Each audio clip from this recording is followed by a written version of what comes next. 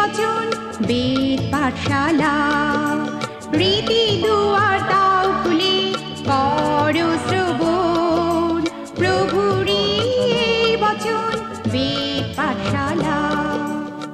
প্রিয় শ্রোতা বন্ধু, বেদ পাঠশালা অনুষ্ঠানে আপনাকে জানায় সাদর অভ্যর্থনা।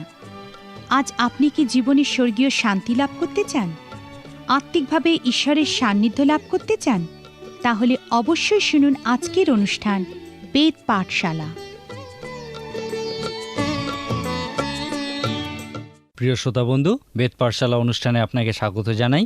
এই বাইবেল অধ্যয়ন কার্যক্রমে আমরা এখন পুরাতন নিয়ম অধ্যয়ন করছি এবং যাত্রা পুস্তক অধ্যয়ন শেষ করেছি। এখন আমরা নতুন একটি পুস্তক বা লেবীয় পুস্তক অধ্যয়ন শুরু করব। অনেকের কাছেই যারা নিয়মিত বাইবেল পড়েন, এই লেবীয় পুস্তকটি খুবই শক্ত মনে হয়।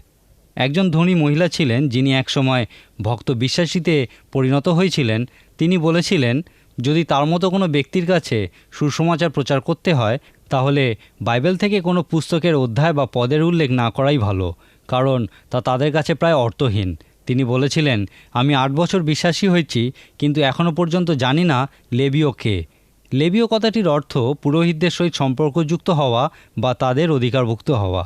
লেবীয় পুস্তক বোঝার জন্য প্রথমে প্রান্তরে অবস্থিত সেই আবাসতাম্বু বা ঈশ্বরের ভজনা করার জন্য ইসরায়েলিরা যে ছোট তাম্বু প্রস্তুত করেছিল সেই সম্পর্কে বুঝতে হবে। এই আবাসতাম্বু প্রস্তুত করার জন্য ঈশ্বর মোশিকে আদেশ দিয়েছিলেন। ইহা ছিল ঈশ্বরের আরাধনা বা ভজনাস্থল। আজকের দিনেও ইহুদি সমাজগৃহে বা অনেক গির্জাতেও এই একই পদ্ধতিতে ঈশ্বরের প্রশংসা বা আরাধনা করা হয়। এই ছোট উপাসনাস্থল বা ভজনালয় সম্পর্কে একটা বিশেষ তাৎপর্যপূর্ণ বিষয় হলো, ইহা সর্বদা ইসরায়েলীয়দের বসবাসস্থলের ঠিক কেন্দ্রস্থলে থাকত। আমরা যখন গণনা পুস্তক অধ্যয়ন করব, দেখব যে যখন সেই ইসরায়েলীয়রা মিশর দেশ থেকে বেরিয়ে এসে সেই প্রান্তরের মধ্যে দিয়ে গমন করেছিল, তখন তারা বিশৃঙ্খল অবস্থায় ছিল না। তাদের সেনাবাহিনীর মতো একটা সুনির্দিষ্ট গঠন ছিল। তারা 12টি সম্প্রদায় বিভক্ত ছিল এবং প্রত্যেক সম্প্রদায়ের একটা নিজস্ব জায়গা ছিল। প্রত্যেকটি সম্প্রদায় একসাথে শৃঙ্খলাবদ্ধভাবে সেই প্রান্তরের মধ্যে দিয়ে গমন করত। কিন্তু তাদের ঠিক কেন্দ্রস্থলে এই সমাগম তাম্বু বা ঈশ্বরের ভজনালয় অবস্থান করত। এই ঘটনা বা সেই আবাসতাম্বু তাদের ঠিক কেন্দ্রস্থলে অবস্থান করার এই যে ঘটনা, তার একটা গভীর তাৎপর্য আছে। পবিত্র শাস্ত্র আমাদের শিক্ষা দেয় যে ঈশ্বর সমস্ত কিছুর কেন্দ্র। তিনি আমাদের জীবনের ঠিক কেন্দ্রস্থলে অবস্থিতি করেন। ইসরায়েলীয়দের ঠিক কেন্দ্রস্থলে আবাসতাম্বুর অবস্থান এই ঘটনাটি স্পষ্টরূপে ব্যাখ্যা করে। আবাসতাম্বু বা ঈশ্বরের ভজনালয় সম্পর্কে সবথেকে গুরুত্বপূর্ণ বিষয়, সবথেকে তাৎপর্যপূর্ণ বিষয়টি ছিল ঈশ্বরের উপস্থিতি। আক্ষরিক অর্থেই ঈশ্বর এই আবাসতাম্বু বা তার ভজনালয়ে অবস্থিতি করতেন। ঈশ্বরের উপস্থিতি এই আবাসতাম্বুকে খুবই পবিত্র এবং বিশেষ মর্যাদা দিয়েছিল। আমরা জেনেছি যে ঈশ্বরের দাস মোশি যখন এই তাম্বু প্রস্তুতির কাজ শেষ করেছিলেন, ঈশ্বর সেই তাম্বুর উপর নেমে এসেছিলেন এবং তার প্রতাপে সমাগম তাম্বু পরিপূর্ণ হয়েছিল। সেই ছোট তাম্বুর উপরে মেঘ নেমে এসেছিল, যার অর্থ হলো ঈশ্বরের আত্মায় অভিষিক্ত হওয়া এবং তার আত্মায় পরিপূর্ণ হওয়া। রাজা সলোমনের মন্দিরেও এই একই ঘটনা ঘটেছিল। যখন এই মন্দিরের কাজ সম্পূর্ণ হয়েছিল, তখন ঈশ্বরের প্রতাপ তার নিজের ক্ষমতায় নেমে এসেছিল এবং পুরোহিতেরা মন্দির ছেড়ে পালিয়ে গেছিল। আমি আগেও বলেছি যে এই আবাসতাম্বু ইসরায়েলীয়দের অস্থায়ী বসবাসস্থলের ঠিক কেন্দ্রস্থলে অবস্থান করত। যদি তাদের 12টি সম্প্রদায়ের মধ্যে কোনো একজন পাপী তার পাপ স্বীকার করতে চাইতো, তাহলে তাকে সেই সমাগম তাম্বুতে উপস্থিত হতে হতো। সমাগম তাম্বু বা আবাসতাম্বুর উপরে যে মেঘ থাকতো তা তাদের যাত্রা নিয়ন্ত্রণ করত। যখন সেই মেঘ চলতে থাকতো, তারাও চলা শুরু করতো, এবং যখন সেই মেঘ থেমে থাকতো, তারাও থেমে থাকতো। যাত্রা পুস্তকে শেষ অধ্যায়ে লেখা আছে, আর আবাসের উপর হইতে মেঘ নিত হইলে ইসরায়েল সন্তানগণ আপনাদের প্রত্যেক যাত্রায় অগ্রসর হইত। কিন্তু মেঘ যদি ঊর্ধ্বে নিত না হইত, তবে যেদিন ঊর্ধ্বে নিত না হইত সেই দিন পর্যন্ত তাহারা যাত্রা করিত না। কিন্তু সবথেকে গুরুত্বপূর্ণ বিষয়টি হলো যে ঈশ্বর প্রকৃতপক্ষে তাদের সঙ্গেই ছিলেন। কিন্তু যখন সেই সমাগম তাম্বুর নিকটে তারা আসতো, তারা প্রকৃতপক্ষে ঈশ্বরের নিকটবর্তী হতো। তারা সেই সমাগম তাম্বুতে ঈশ্বরের কাছে আসতো ক্ষমা ভিক্ষা করার জন্য, তার আরাধনা করার জন্য এবং তার নির্দেশ শোনার জন্য। আসুন এখন এই আবাসতাম্বু বিষয়ে আরও বিশদভাবে দেখা যাক। ক্যাম্বিসের সদৃশ কিছুর দ্বারা এই আবাসতাম্বুর চারিপাশে বেড়ার মতো দেওয়া ছিল। আমি আগেও বলেছি, যদি আপনি এই তাম্বু দেখতেন তাহলে হয়তো তা আপনাকে বিশেষ প্রভাবিত করতো না। ওই বেড়ার ভিতরে ছোট প্রাঙ্গণ ছিল।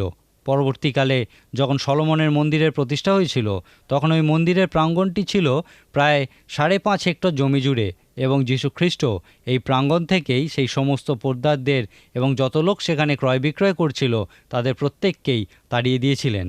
কিন্তু এই সমাগম তাঁবুর প্রাঙ্গণটি অত বড় ছিল না, ইহা 14 মিটারের থেকেও কম চওড়া ছিল। যদি কোনো পাপী ঈশ্বরের ক্ষমা প্রার্থনা করতে চাইতো তাহলে তাকে ওই সমাগম তাঁবুতে আসতে হতো এবং একজন পুরোহিত ওই প্রাঙ্গণের দরজায় তার সঙ্গে দেখা করতেন।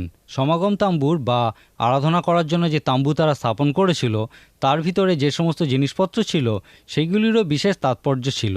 প্রথমেই আমরা যে জিনিসটার বিষয়ে আলোচনা করব সেটি হলো হোমার্থক যজ্ঞবেদী। ইহা খুবই পবিত্র ছিল।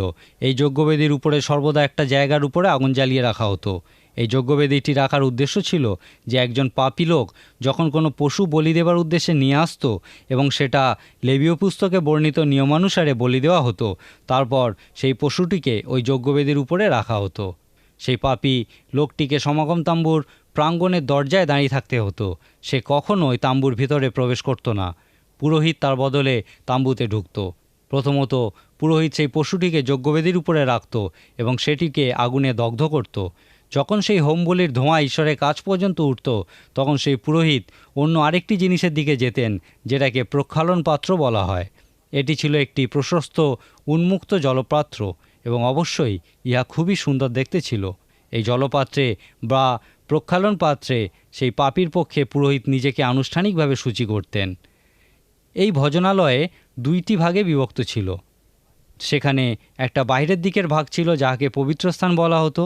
সমাগম তাঁবুর অপর ভাগটিকে বলা হতো, যেটা ভিতরের দিকে ছিল সেটাকে বলা হতো মহাপবিত্র স্থান, এবং এই 2 ভাগ একটি বৃহৎ তিরস্করিণীর মাধ্যমে আলাদা করা ছিল। সেই সমাগম তাঁবু বা আরাধনার তাঁবুতে 4 ধরনের জিনিস ছিল। আনুষ্ঠানিকভাবে নিজেকে সেই প্রক্ষালন পাত্রের সূচি করে পুরোহিত সেই পবিত্র স্থানে প্রবেশ করতেন। সেখানে তার বাম দিকে দীপবৃক্ষ বা মোমবাতিদান রাখা থাকত।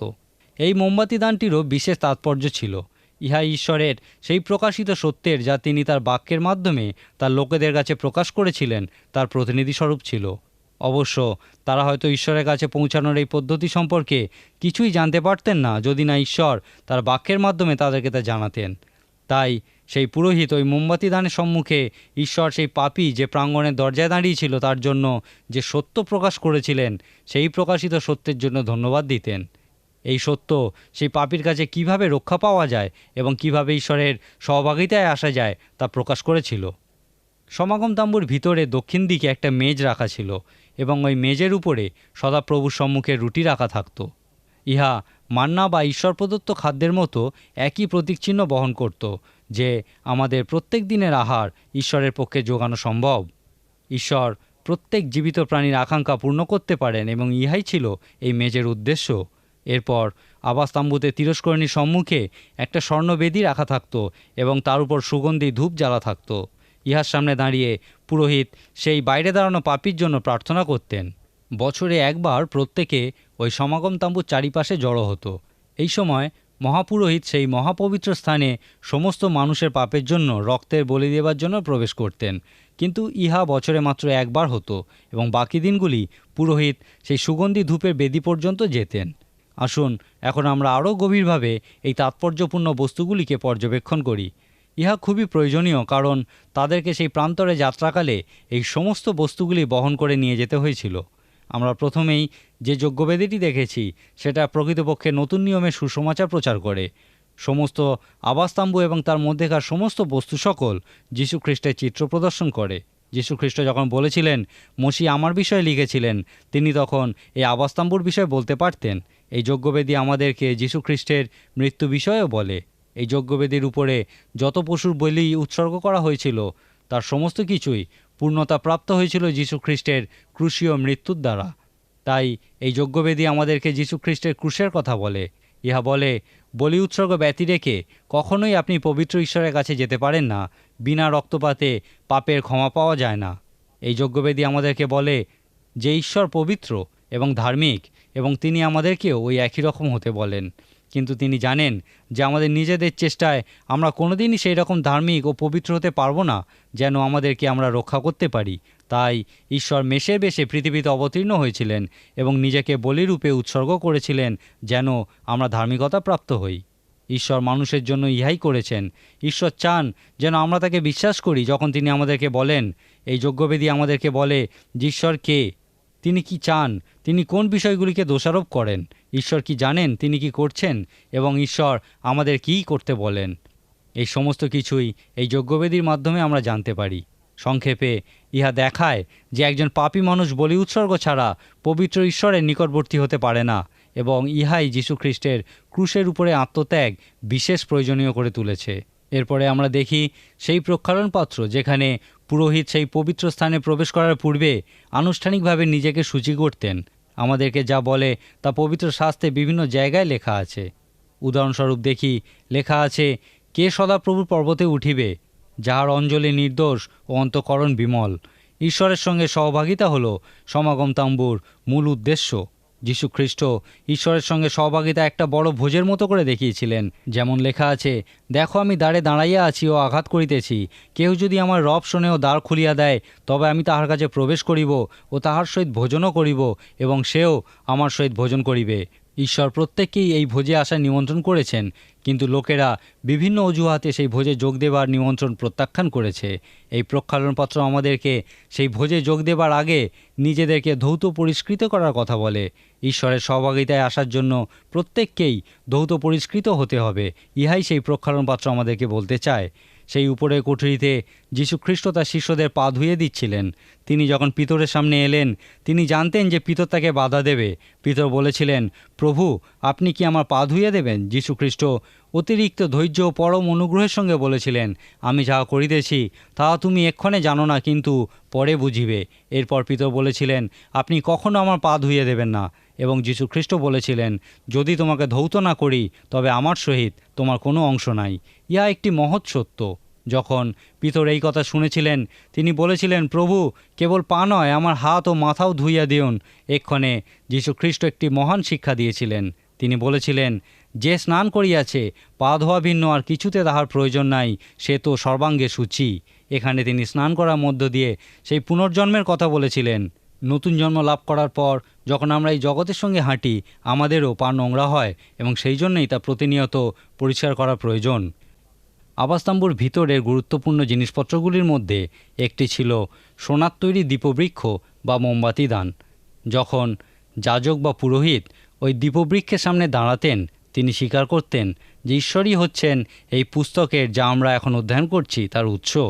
তিনি সেই পাপীর জন্য যে আবাসতাম্বু প্রাঙ্গণের দরজায় দাঁড়িয়েছিল এবং তার জীবনে সেই সত্যের প্রকাশের জন্য যে সেও রক্ষা পেতে পারে এবং ঈশ্বরের আরাধনায় অংশগ্রহণ করতে পারে, তার জন্য ঈশ্বরের স্তুতি প্রশংসা আরাধনা করতেন। সাধু পৌল ঈশ্বরের সমস্ত গুপ্ত বিষয়গুলির বাহক ছিলেন। ঈশ্বরের বাক্য বহন করার একটি মহান দায়িত্বপূর্ণ কাজ। নতুন নিয়মে সাধু পৌল বলেছিলেন, বিশ্বাস ঈশ্বরের বাক্য শ্রবণের মাধ্যমে উৎপন্ন হয়। ঈশ্বরের বাক্যের মাধ্যমেই বিশ্বাসের জন্ম। অনেক অর্থে আমরা বিশ্বাসকে আমাদের পরিত্রাণের উৎস বলতে পারি। যখন সেই পুরোহিত ওই দীপবৃক্ষের সামনে দাঁড়াতেন, তিনি ঈশ্বরের ধন্যবাদ করতেন যে ঈশ্বর তাদেরকে অন্ধকারে রাখেননি, কিন্তু যখন তিনি তার বাক্য দিয়েছিলেন, সেই বাক্যের মাধ্যমে তার সত্যের প্রকাশ তাদেরকে দেখতে সাহায্য করেছিলেন। ইহাও যীশুখ্রিস্টের প্রতীক চিত্র প্রদর্শন করে, কারণ তিনিই হচ্ছেন বাক্য এবং জগতের জ্যোতি। তাকে ছাড়া আমরা সত্যবিহীন অবস্থায় অন্ধকারে পরিত্যক্ত রূপে পড়ে থাকি। এরপর পুরোহিত সেই দীপবৃক্ষের সামনে থেকে সরে গিয়ে যে স্থানে দর্শন রুটি রাখা হতো সেই স্থানে গিয়ে দাঁড়াতেন। এই দর্শন রুটি ঈশ্বর যে তার লোকেদের সমস্ত প্রয়োজনীয়তা পূর্ণ করে থাকেন সেই বিষয়ে চিত্র প্রদর্শন করত।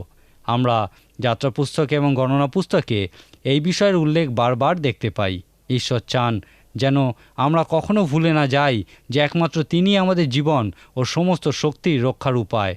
যীশুখ্রিস্টের সময়েও আমরা এই দর্শন রুটি রাখার প্রথা দেখতে পাই। কোনো একদিন যীশুখ্রিস্ট ধর্মগুরুদের সঙ্গে যখন ব্যবস্থার উদ্দেশ্য বিষয়ে, ব্যবস্থার আত্মা বিষয়ে কথা বলছিলেন, তিনি কথা প্রসঙ্গে রাজা দাউদের দৃষ্টান্ত দিয়েছিলেন। আমরা শমূয়েল ভাববাদীর পুস্তকে এই কাহিনী বিশদভাবে আলোচনা করব। রাজা দাউদ শাউল রাজার ভয়ে পালিয়ে বেড়াচ্ছিলেন এবং তিনিও তার লোকেরা খুবই ক্ষুধার্ত হয়েছিলেন। সেই সময় তিনি একটি আবাসতাম্বু দেখতে পেয়েছিলেন এবং তিনি জানতেন ওই তাম্বুর ভিতরে সেই দর্শন রুটি রাখা থাকে। তিনি ওই আবাসতাম্বুতে উপস্থিত হয়ে ওই দর্শন রুটি খাবার জন্য চেয়েছিলেন। এই বিষয়ে যীশু খ্রিস্ট রাজা দাউদের অনুকূলে তার মত ব্যক্ত করেছিলেন, কারণ ওই দর্শন রুটি যে বিষয়ের প্রতীকচিত্র প্রদর্শন করত তা হলো ঈশ্বর প্রত্যেক মানুষের সমস্ত প্রয়োজন পূর্ণ করে থাকেন এবং প্রত্যেক দিনের খাদ্য জুগিয়ে থাকেন। ফরিসি এবং সদ্দুকিরা ব্যবস্থা বিষয়ে বিশেষ পারদর্শী ছিলেন এবং তারা এই প্রশ্ন তুলেছিলেন যে এই দর্শন রুটি খাবার অধিকার একমাত্র পুরোহিত বা যাজকদের আছে, অন্য কারোর এই অধিকার নেই। রাজা দাউদ তাদেরকে এই ব্যবস্থা লঙ্ঘন করতে বলেছিলেন, কারণ প্রকৃতপক্ষে এই ব্যবস্থার আত্মা বা মূল বিষয়টি ছিল যে ঈশ্বর তার লোকেদের প্রত্যেক দিনের খাদ্য জুগিয়ে থাকেন। রাজা দাউদ এবং তার লোকেদের খাদ্যের প্রয়োজন হয়েছিল। দর্শন রুটি ইহারই প্রতীক। যখন পুরোহিত সেই দীপবৃক্ষের সামনে দাঁড়াতেন, তিনি তাদেরকে প্রত্যেক দিনের খাদ্য জুগিয়ে থাকার জন্য ঈশ্বরের আরাধনার প্রশংসা করতেন। এরপর পুরোহিত সেই সুগন্ধি ধূপের যজ্ঞবেদীর সামনে দাঁড়িয়ে সেই পাপী যে প্রাঙ্গণের দরজায় দাঁড়িয়েছিল তার জন্য প্রার্থনা করতেন। এখানে আমরা সেই পুরোহিতকে যীশুখ্রিস্টের চিত্র প্রদর্শন করতে দেখি, কারণ যীশুখ্রিস্ট হচ্ছেন সেই মহান যাজক বা মহাপুরোহিত যিনি আমাদের মতো পাপীদের জন্য ঈশ্বরের কাছে প্রার্থনা করে থাকেন। সাধু যোহনের সুসমাচারের 17 অধ্যায়ে আমরা প্রভুর প্রার্থনা দেখতে পাই। সাধু মথি লিখিত সুসমাচারের 6 অধ্যায়ে যে প্রার্থনা আমরা দেখতে পাই এবং যা আমরা প্রভুর প্রার্থনা বলে জানি, প্রকৃতপক্ষে ইয়াকে শিষ্যদের প্রার্থনা বলা উচিত, কারণ প্রভু এই প্রার্থনা কখনো করেননি।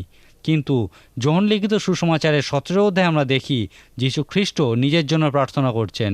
পবিত্র শাস্ত্র আমাদেরকে শিক্ষা দেয় যে যীশু খ্রিস্ট হচ্ছেন আমাদের সেই মহাপুরোহিত যিনি সর্বদা আমাদের জন্য প্রার্থনা করছেন। একজন পুরোহিত পাপীর পক্ষে বা মানুষের পক্ষে ঈশ্বরের পবিত্র উপস্থিতিতে উপস্থিত হয়েছিলেন। একজন ভাববাদী ঈশ্বরের পবিত্র উপস্থিতি থেকে মানুষের মাঝে ঈশ্বরের বাক্য বহন করে এনেছিলেন। একজন পুরোহিতের কর্তব্য হলো সমস্ত মানুষের জন্য তাদের পক্ষ থেকে ঈশ্বরের সান্নিধ্যে উপস্থিত হওয়া। একজন পুরোহিত যখন সেই সুগন্ধি ধূপের যজ্ঞবেদীর সামনে দাঁড়িয়ে সেই পাপীর জন্য প্রার্থনা উৎসর্গ করতেন, তখন তিনি তার উপর অর্পিত দায়িত্বভারের সর্বোচ্চ সীমা স্পর্শ করতেন। আমরা বলেছিলাম যে এই আবাসতাম্বু 2টি ভাগে বিভক্ত ছিল। প্রথম ভাগটিকে বলা হতো পবিত্র স্থান, দ্বিতীয় ভাগটিকে বলা হতো পবিত্রের পবিত্র বা মহাপবিত্র স্থান। এই মহাপবিত্র স্থানে মাত্র একটা জিনিস থাকতো এবং ইহা ছিল ওই আবাসতাম্বুর মধ্যেকার সমস্ত জিনিসগুলির মধ্যে সবথেকে পবিত্র। ইহাকে বলা হতো নিয়ম সিন্ধুক। এই নিয়ম সিন্ধুক এত বেশি পবিত্র ছিল কারণ ইহা ছিল ঈশ্বরের উপস্থিতির প্রতীকস্বরূপ। আমরা যখন জিওশিয়ার পুস্তক অধ্যয়ন করব, দেখব যে ইসরায়েলীয়রা সেই জিরিয় নগর অধিকার করার জন্য ওই নিয়ম সিন্ধুক নিয়ে সমগ্র জিরিয় নগর প্রদক্ষিণ করেছিল। তারা সমস্ত যুদ্ধক্ষেত্রেই এই নিয়ম সিন্ধুক বয়ে নিয়ে যেত, কারণ এই নিয়ম সিন্ধুকে ঈশ্বরের শক্তি অবস্থিতি করত। নতুন নিয়মে আমরা এই আবাসতাম্বু বিষয়ে কিছু নতুন ধারণা দেখতে পাই। বাইবেলে এমন অনেক অংশ আছে যেগুলি আপনি কিছুতেই বুঝতে পারবেন না যদি না আপনি এই আবাসতাম্বু বিষয় বোঝেন। সবথেকে গুরুত্বপূর্ণ বিষয়টি হলো, যদি না আপনি আবাসতাম্বু এবং এর ভিতরকার জিনিসগুলি বিষয়ে বুঝতে পারেন, তাহলে কিছুতেই আপনি এই যীশুখ্রিস্টের সুসমাচার বুঝতে পারবেন না। এই আবাসতাম্বুর প্রতীকরূপে নতুন নিয়মে আমরা একটি মহান সত্য দেখতে পাই। নতুন নিয়ম বলে, তুমি কি জানো যে তোমার শরীর হলো জীবন্ত ঈশ্বরের মন্দির এবং তিনি তোমার মধ্যে অবস্থিতি করেন? ইহুদিদের কাছে ইহা একটি মহান সত্য, কারণ তারা এই ধারণাতেই বিশ্বাস করত। ওই নিয়ম সিন্ধুকে ঈশ্বরের ঐশ্বরিক উপস্থিতি অবস্থিতি করত। পরবর্তীকালে রাজা সলোমন যখন জেরুজালেম মন্দিরের প্রতিষ্ঠা করেছিলেন, ঐশ্বরিক উপস্থিতি ওই মন্দিরের নিয়ম সিন্ধুকে অবস্থিতি করেছিল। যখন দানিয়েল ভাওবাদীকে অন্যান্য ইসরায়েলীয়দের সঙ্গে ব্যাবিলনে বন্দি করে নিয়ে যাওয়া হয়েছিল, তিনি সর্বদা জেরুজালেমের দিকে মুখ করে প্রার্থনা করতেন, কারণ তিনি বিশ্বাস করতেন যে ঈশ্বরের উপস্থিতি জেরুজালেম মন্দিরের ওই নিয়ম সিন্ধুকে অবস্থিতি করে। ব্যাবিলনে যখন ইসরায়েল সন্তানেরা বন্দী ছিলেন, তখন জিহিজকেল ভাওবাদী এবং আরও অন্যান্য ভাওবাদীগণ তাদের কাছে ঈশ্বরের বাক্য প্রচার করতেন এবং সেই সময় তাদের কাছে সবথেকে বড় সমস্যা ছিল যে তারা এমন একজন ঈশ্বরের বিষয়ে বলতেন যিনি সেই জেরুজালেমে ছিলেন, কারণ তার উপস্থিতি সেই মন্দিরের নিয়ম সিন্ধুকে অবস্থিতি করত। আমি একজন বিখ্যাত লোকের গল্প শুনেছিলাম যিনি অনেকটা সময় তার শরীরচর্চার কাজে ব্যয় করতেন। তিনি তার বাড়ির লোকেদের বলে রেখেছিলেন যে যখন তিনি শরীরচর্চায় ব্যস্ত থাকবেন তখন যদি কেউ তার খোঁজ করে তাহলে তাকে বলতে যে তিনি মন্দির রক্ষণাবেক্ষণের কাজে ব্যস্ত।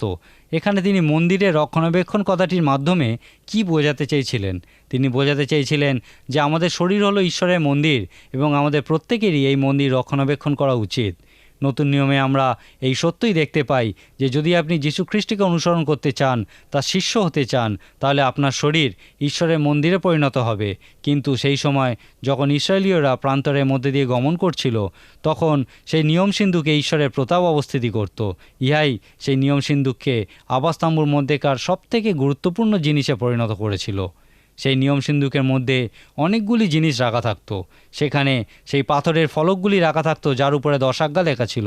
সেখানে একটি পাত্রে সেই মান্না যা ঈশ্বর তাদেরকে খেতে দিয়েছিলেন তা রাখা থাকতো। সেখানে হারনের সে বিখ্যাত দণ্ডটিও রাখা থাকতো। এই আবাসস্তম্ভ জিনিসপত্রগুলি ক্রুশের আকার ধারণ করে। এই আবাসস্তম্ভর প্রত্যেকটা জিনিস যীশু খ্রিস্টকে প্রকাশ করে। আমরা দেখেছি ইসরায়েল সন্তানগণ যখন নিস্তার পর্বের মেষের রক্ত তাদের বাড়ির দরজার উপরে এবং 2 পাশে লেপে দিয়েছিল তখন তা ক্রুশের প্রতীক হয়েছিল এবং এই আবাসস্তম্ভর জিনিসপত্রগুলিও তদ্রূপ ক্রুশের প্রতীক হয়েছিল। সেই সময়কার যাজকগণের বস্ত্রাদিও খুবই গুরুত্বপূর্ণ ছিল।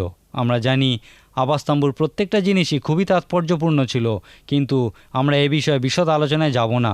কিন্তু ইহাকে আমরা একটা বিশেষ ঘটনার দৃষ্টান্তরূপে দেখতে পাই যে প্রকাশিত বাক্যে এবং সাধু যোহনের সুসমাচারে এবং আরও অন্যান্য জায়গায় আমরা দেখি যে ইহুদিরা একটা প্রতীক ভাষা ব্যবহার করত।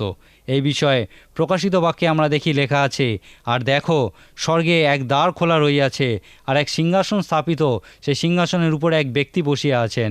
যিনি বসিয়া আছেন তিনি দেখিতে সূর্যকান্তের ও শারদীয় মণির তুল্য, আর সেই সিংহাসনের চারিদিকে মেঘধনুক তা দেখিতে মরকতমণির তুল্য। ইয়া যাহারা ইহুদি নন সেই সমস্ত মানুষের কাছে অথবা যারা পুরাতন নিয়ম বুঝতে পারেন না তাদের কাছে দুর্বোধ্য মনে হবে। প্রকাশিত বাক্যে যে সমস্ত প্রতীকের কথা বলা আছে সে সমস্তই বাইবেল সম্বন্ধীয়। এইগুলি প্রকাশিত বাক্যে ব্যবহৃত সাংকেতিক ভাষাগুলির অনুবাদ করতে সাহায্য করে। প্রকাশিত বাক্যে ঈশ্বরের উপদেশ বা বার্তা আমরা অনেকটা সাংকেতিক ভাষায় লেখার মতো দেখতে পাই। এই সাংকেতিক ভাষা অনুবাদ করার একটা প্রধান চাবি হলো প্রকাশিত বাক্যে ব্যবহৃত সমস্ত প্রতীকগুলি হলো বাইবেল সম্বন্ধীয়। উদাহরণস্বরূপ দেখি প্রকাশিত বাক্যের 4 অধ্যায়ে উল্লেখিত রত্নগুলি সবকটি সেই মহাপুরোহিতের বুকপাটায় ব্যবহার করার কথা উল্লেখ আছে। ওই পাথরগুলি ইসরায়েলের 12টি সম্প্রদায়ের প্রতীক। ওই পাথরগুলির একটি রুবেন সম্প্রদায়ের প্রতীক, অন্যটি বিন্যামিন সম্প্রদায়ের প্রতীক এবং আরেকটি জিহুদা সম্প্রদায়ের প্রতীক। এই নামগুলি অর্থাৎ রুবেন, বিন্যামিন, জিহুদা এদের এক একটি অর্থ আছে। রুবেন কথার অর্থ দেখো আমার পুত্র, বিন্যামিনের অর্থ হলো আমার দক্ষিণ হস্তের পুত্র, আর জিহুদা নামের অর্থ প্রশংসা বা আরাধনা। আর প্রকাশিত বাক্যের 4 অধ্যায় এই কথাই বলে, দেখো আমার পুত্র, আমার দক্ষিণ হস্তের পুত্র, তার প্রশংসা করো। স্বর্গের সমস্ত কিছুই সেই সিংহাসনের সম্মুখে প্রণিপাত করবে এবং তার আরাধনা করবে। ইহাই হলো সেই আবাসস্তম্ভর মূল বার্তা বা উপদেশ। যীশু খ্রিস্ট বলেছিলেন, মসি আমার বিষয়ে লিখেছিলেন। ঈশ্বরের দাস মসি কীভাবে তার বিষয়ে লিখেছিলেন ইহা তার একটা ছোট্ট উদাহরণ। আবাসস্তম্ভর প্রত্যেকটা জিনিস যীশু খ্রিস্ট প্রকাশ করে। তিনি জগতের জ্যোতি, তিনি জীবনখাদ্য, বলির জন্য উৎসর্গীকৃত নিষ্কলঙ্ক মেষরূপে সেই যজ্ঞবেদীতে আমরা তার প্রতীক দেখতে পাই। তিনি সেই প্রক্ষালন পাত্রে আমাদেরকে সূচি করেন। আবাসস্তম্ভতে আমরা প্রকৃতই যীশু খ্রিস্টের সুসমাচার দেখতে পাই। যদি আপনি এই আবাসস্তম্ভ বিষয়ে বুঝতে পারেন তাহলে আপনি লেবীয় পুস্তকও বুঝতে পারবেন, কারণ লেবীয় পুস্তক হচ্ছে আবাসস্তম্ভতে পরিচর্যা কাজের জন্য যাজকদের ব্যবহৃত সারগ্রন্থ। আপনি কি এই যীশু খ্রিস্টকে জানেন? আপনার নিশ্চয়ই মনে আছে যে পুরাতন নিয়ম শিক্ষা দেয় যীশু খ্রিস্ট আসছেন এবং নতুন নিয়মে আমরা দেখব যে যীশু খ্রিস্ট এসেছিলেন। আপনি কি অনুভব করেন যে আপনি অন্ধকারে আছেন? তিনি বলেছেন, আমি জগতের জ্যোতি। আপনি কি আত্মিকভাবে শূন্য অনুভব করেন? যীশু খ্রিস্ট বলেছেন, আমি জীবন খাদ্য এবং আমি তোমার জীবনে আসতে চাই এবং তোমার শরীরকে আমার আবাসস্তম্ভ করতে চাই। আমাদেরকে চিঠি লিখুন এবং আপনার আত্মিক জীবনের বৃদ্ধির জন্য যে পুস্তিকা আমাদের কাছে আছে তা চেয়ে পাঠান। আজকের মতো আমাদের সময় শেষ। পরের দিন আমরা লেবীয় পুস্তক অধ্যয়ন শুরু করব এবং সেখানে আমরা আবাসস্তম্ভতে পরিচর্যা কাজে রত সেই যাজকদের ভূমিকা সম্পর্কে বিশদ আলোচনা করব। ঈশ্বর আপনার মঙ্গল করুন। প্রিয় শ্রোতা বন্ধু, বেদ পাঠশালা অনুষ্ঠানটি কেমন লাগলো এবং আপনি যদি বিনামূল্যে বাইবেল অধ্যয়ন সহায়ক পুস্তিকা পেতে চান তাহলে পত্রের মাধ্যমে, ইমেলে অথবা ফোনে আপনি আমাদের সাথে যোগাযোগ করতে পারেন। আমাদের ফোন নম্বর হল 24380045। ইমেলের জন্য লিখুন bengalivp@radiovv.org। শেষে জানাই আমাদের ঠিকানা বেদ পাঠশালা, পোস্ট বক্স নম্বর 16925, কলকাতা 700034। আমাদের আরেকটি ঠিকানা হল বেদ পাঠশালা, জিপিও বক্স নাম্বার 87, শিলিগুড়ি 1। তাহলে আবার দেখা হবে। নমস্কার।